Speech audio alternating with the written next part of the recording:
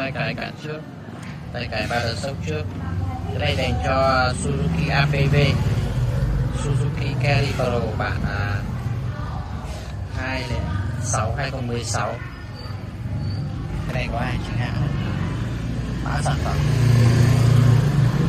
Cái này sản xuất tại nhà máy Suzuki Indonesia. Đây ngày sản xuất luôn.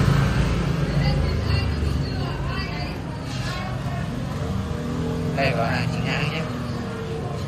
Cái này có chưa về bên lái và bên phụ, cái này bên phụ này. RH Ride bên phụ này.